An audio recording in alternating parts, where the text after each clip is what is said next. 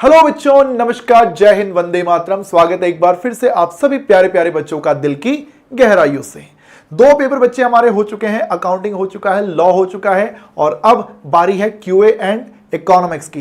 Economics तो चलो बाद में आता है, पहले क्यूए की हम बात कर लेते हैं कि सर कैसे हम इन 1.5 डेज के अंदर हम अपने इस एग्जाम की तैयारी कर लें।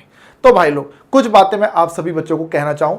जनरली होता क्या है, क्यूए के पेपर में जब बच्चा बैठता है तो ये पिछले दो पेपर जो ऑलरेडी हो चुके हैं उनकी टेंशन के साथ वो यहाँ पे बैठता है और उन दो पेपर की टेंशन की वजह से ना वो ढंग से क्यूए की तैयारी नहीं कर पाता है। उनको लगता है कि यार लॉ खराब हो गया है, अकाउंट्स हमारा खराब हो गया, अब मैथ्स को भी अब क्या ही पढ़ें। ये मतलब जनरली मैथ्स के पेपर तक आते आते बच्चों का ये हाल हो चुका होता है यार, है ना। सभी ने निवेदन है कि भाई लोग जो पेपर ऑलरेडी हो चुके हैं उनकी टेंशन ज्यादा ना लें, वो हो चुके हैं, अब वो छोड़ दो, अब टेंशन लो क्यूए की। भाई लोग, ये एग्जाम में अब आप लोगों को बढ़िया से मचाना है। सर वहां तो पास ही नहीं हो पा रहे, भाई तुम्हें कैसे मालूम पास नहीं हो पा रहे? क्या तुम वहां पे बस 5 नंबर का लिख के लाए हो या सिर्फ 10 नंबर का लिख के लाए हो? ऐसा तो नहीं हुआ ना। हाँ, अगर 5 या 10 नंबर का लिख के लाए तब तो भाई क्या ही बोलूं, है ना। तब तो फिर चलो ठीक है, शौक के लिए ऐसी बस क्यूए के पेपर में देखने देने चले जाओ। लेकिन हाँ, तुम्हें लगता है कि हाँ लिख के तो आए हैं, हाँ पता नहीं शायद हमारे कम मार्क्स ना रह जाए, शायद हम पता नहीं 40 तक पहुंच पाएंगे कि नहीं पहुंच पाएंगे। इस तरह के कई सारे सवाल हमारे मन में आते हैं। भाई लोग, मैं आप सभी को बताना चाहूंगा, पास्ट में ऐसे मैंने कई सारे स्टूडेंट्स के साथ देखा है कि वो अकाउंट्स के पेपर देने गए, उन्हें लगा कि भाई अब तो मैं फेल हो गया हूं, अब आगे तो मैं पास ही नहीं हो पाऊंगा।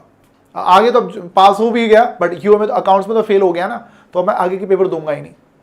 वो बच्चे आगे के पेपर नहीं देते, रिजल्ट आता है और रिजल्ट अलग ही आता है। अकाउंट्स में सोच के आ रहे थे कि एकदम फेल होने वाले हैं, वहां स्कोर आ रहा है 62, 67, 68।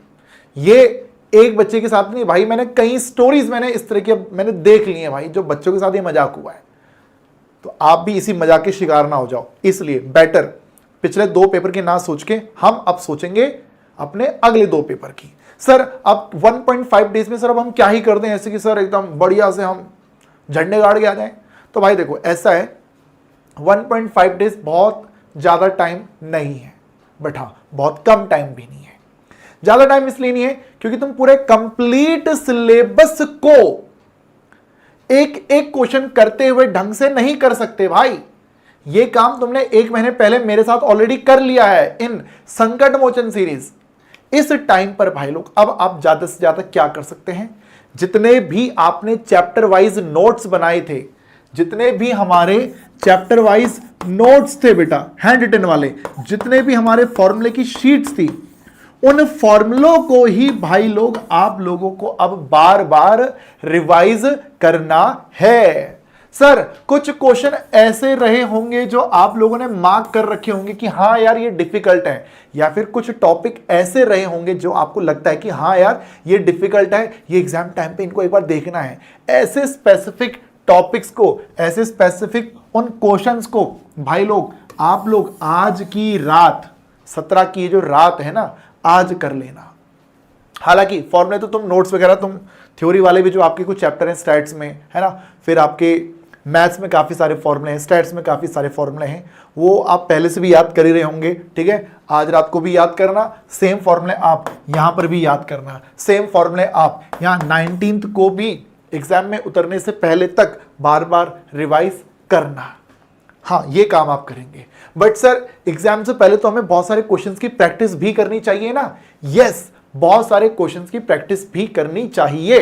प्रैक्टिस करने के लिए बच्चे अब आप लोग क्या कर सकते हैं, आप सभी बच्चों को मैं बताना चाहूंगा।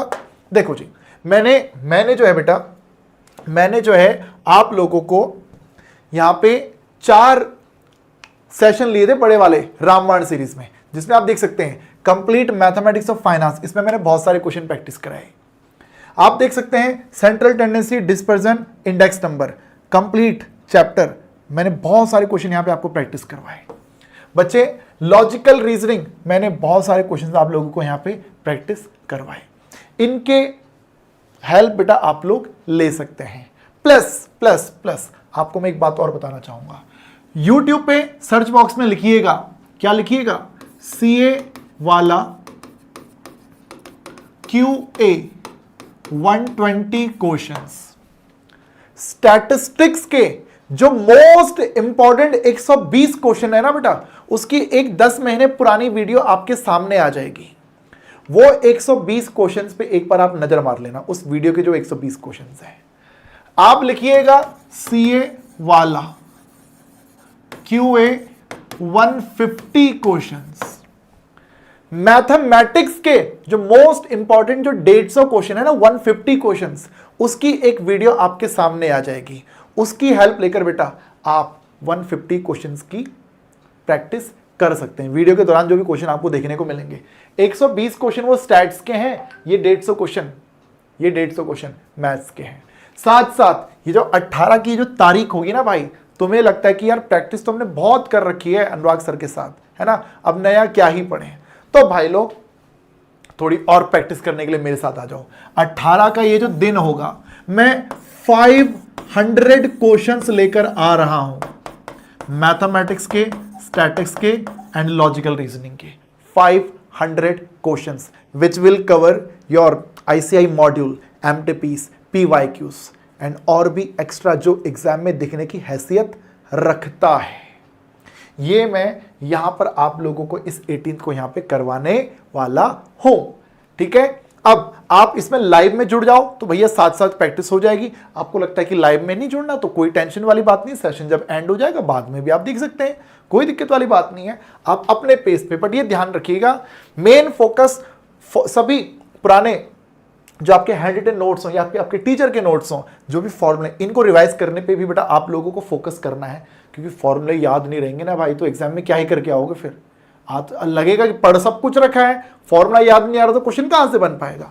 फॉर्मूले जो आपने 17 को तो रिवाइज किए, सेम फॉर्मूले बेटा आपको नेक्स्ट मेरे सेशन खत्म होने के बाद पहले जब भी आपको ठीक लगे तब भी रिवाइज करना है।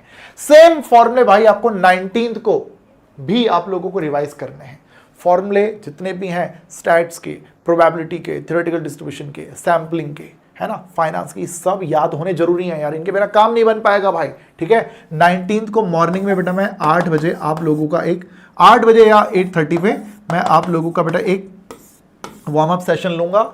इस वार्म अप सेशन में बच्चे मैं कुछ काम की बातें आप लोगों को ऑब्वियसली बताऊंगा और कुछ अच्छे सेलेक्टेड क्वेश्चंस बेटा मैं यहाँ पे लेकर आऊँगा। 50-60 क्वेश्चंस होंगे। ऐसा जनरली होता है कि मैं हर बार जब मॉर्निंग में सेशन में क्वेश्चन लेकर आता हूँ, जो मेरे दिल से फीलिंग आती है कि हाँ यार ये क्वेश्चन इंपॉर्टेंट है, वो मैं मॉर्निंग में करवा दिया करता हूँ। और जनरली 5-6 क्वेश्चन उस मॉर्निंग के उस सेशन से ही, सिर्फ उस मॉर्निंग के सेशन से जरूर एग्जाम में दिख जाया करते हैं, ठीक है। मेरी कोशिश रहेगी कि मैं यहाँ मॉर्निंग में क्वेश्चन आप लोगों को करवाऊँ, ठीक है। और थोड़ा ये हो जाएगा कि हाँ कॉन्फिडेंस बिल्डअप करने के लिए हम ये सेशन यहाँ पे लेंगे और कुछ टिप्स वगैरह बेटा अलग से भाई मैं यहाँ पे आप लोगों के साथ शेयर करूँगा जो आपके एग्जाम से रिलेटेड रहेगी यार। भाई लोग इतना आप लोगों को करना है जी, बाकी खुद पे ट्रस्ट रखिए, भरोसा रखिए। पिछले जो 2 एग्जाम जैसे भी हुए होंगे उनका रिजल्ट अच्छा आएगा, ठीक है। और देखो बाकी अगर वो खराब भी हो गए हैं तो स्टिल हमें एग्जाम देने के लिए फिर भी जाना है। ये अटेम्प्ट नहीं तो कोई बात नहीं, अगले अटेम्प्ट ही सही, बट फिलहाल नेगेटिव ना सोच के हम क्या सोच के चलेंगे कि हाँ पिछले 2 एग्जाम में भी हम पास हो जाएंगे, भगवान का हाथ हमारे ऊपर है, ठीक है। और हमें फिलहाल QA में भी मचाना है और देन उसके बाद इकोनॉमिक्स का जो हमारा पेपर आएगा उसमें भी हमें अच्छा स्कोर करना है यार, ठीक है। बाकी मैं आपके साथ में हूं। और हाँ एक बात मैं बताना भूल गया यार, इसमें मैं तो आपको मिलूंगा ही, इसमें साथ साथ आपको ना आशीष सर भी, बेटा मैं और आशीष सर हम दोनों का जो डीओ होगा, ये डीओ भाई आप लोगों की तैयारी करवाएगा, ठीक है। ये 500 क्वेश्चन के सेशन चलेगा, लगभग 8-10 घंटे के आसपास का सेशन बेटा ये रहेगा। इस दौरान हम थ्योरी वाले क्वेश्चन भी देखेंगे, न्यूमेरिकल भी देखेंगे, स्टैट्स, लॉजिकल रीजनिंग सब कवर होगा। बीच बीच में लगेगा कि हाँ कॉन्सेप्ट की रिक्वायरमेंट है उसको भी एक्सप्लेन करेंगे, ठीक है। बट हाँ जैसे जैसे आप लोग के जो जरूरी होगा ना बेटा वो हम यहाँ पे लेकर आएंगे, आपके हिसाब से चलेंगे यार, ठीक है। सो इतना ही कहूँगा भाई, अपनी तैयारी स्टार्ट कर दो। All the best.